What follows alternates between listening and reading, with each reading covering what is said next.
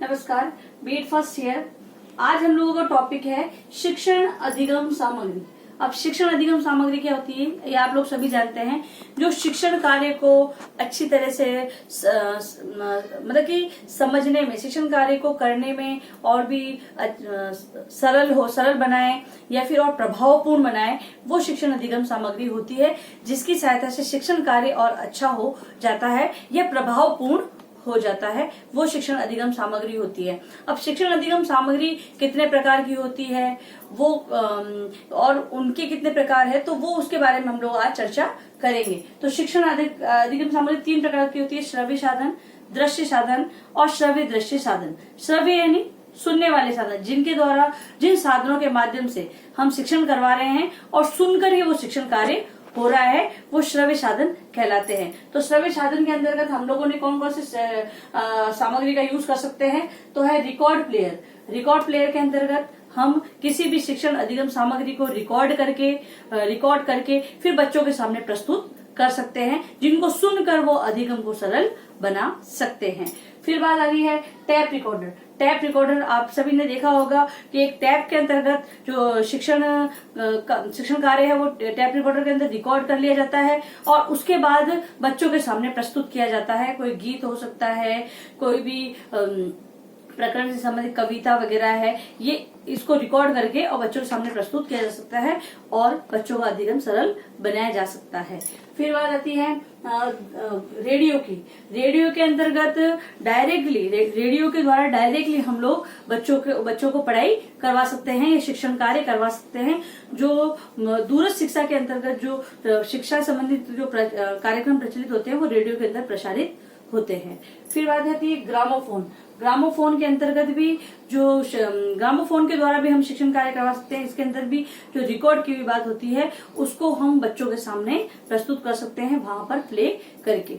फिर बात आती है भाषा यंत्र। और भाषा यंत्र के द्वारा हम बच्चों की जो लैंग्वेज है, जो भाषा है, उसके अंतर्गत जो या तो क्षेत्रीय प्रभाव मान लो या कोई बच्चे जो शब्द होते हैं ना, जो अक्षर को सही नहीं बोलते या शब्दों को सही उच्चारित नहीं करते हैं, तो भाषा यंत्र द्वारा हम क्या कर सकते हैं, इन बच्चों के जो शब्द गलत उच्चारित हो रहे हैं उनको सही कर सकते हैं। फिर बात आती है दृश्य साधन।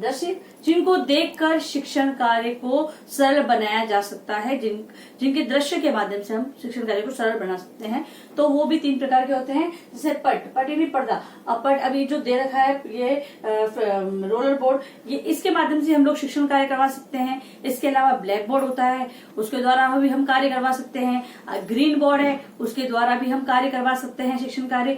और व्हाइट बोर्ड है, उसके द्वारा भी हम शिक्षण कार्य करवा सकते हैं। और आजकल तो अलग अलग तरह के बोर्डों की व्यवस्था होने लगी है। बोर्ड यानी पर्दा नहीं, बोर्ड ही है, तो उसके माध्यम से हम शिक्षण अधिगम कार्य को सरल बना सकते हैं, इनका कक्ष में यूज करके।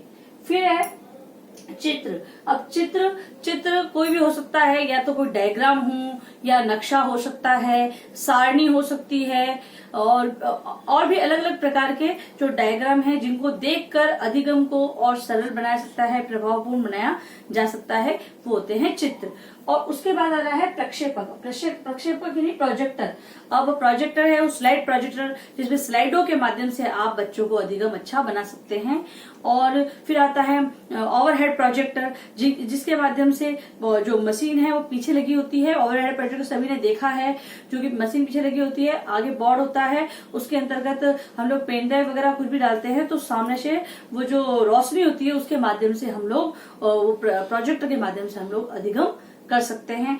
और भी प्रोजेक्टर होते हैं, उनके माध्यम से हम लोग शिक्षण कार्य को कर सकते हैं या रुचिकर बना सकते हैं।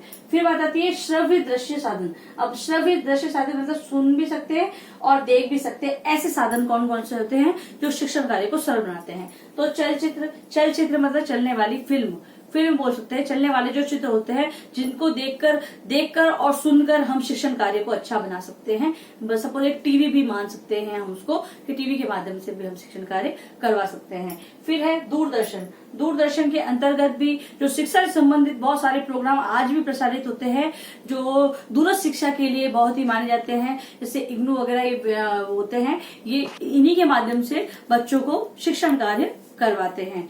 फिर है वीडियो। अब वीडियो सिंपल वीडियो की बात है कि कोई भी वीडियो के द्वारा वीडियो या तो बना लो या फिर बना बनाया वीडियो है उसके द्वारा भी हम शिक्षण कार्य को प्रभावपूर्ण और रुचिकर बना सकते हैं। कक्षा में वो वीडियो दिखाकर बच्चों को हम समझा सकते हैं। छोटे छोटे बालक है उनको अगर कविताओं के वीडियो, जो कविताएं आजकल चल रही है उनके वीडियो दिखाकर उन कविताओं को हम उसको याद भी करवा सकते हैं और उनको समझा भी सकते हैं। तो ये थे हमारे शिक्षण अधिगम सामग्री, जो कि श्रव्य देखी, दृश्य देखी और श्रव्य दृश्य साधन है। अब अंत आता हमारा गृह कार्य प्रश्न। शिक्षण अधिगम सामग्री के बारे में समझाइए। और अंत में आप लोगों से निवेदन है कि आप लोग घर से बाहर जाते समय मास्क या फिर फेस को अच्छे से कवर करके जाएं। बाहर जाते समय आपस में कम से कम 6 फीट की दूरी बनाए रखें और सभी को इसके लिए प्रेरित करें कि भी आप लोग 6 फीट की दूरी बनाए रखें रिक्वेस्टली। और यदि आप सार्वजनिक स्थल पर जा रहे हैं तो वहां पर आप अपने हाथों को अच्छे से, किसी भी चीज को छुआ है तो अपने हाथों को अच्छे से सैनिटाइज करें या फिर साबुन से अच्छी तरह हाथों को धोएं। सुरक्षित रहें और सभी का ध्यान रखें। धन्यवाद।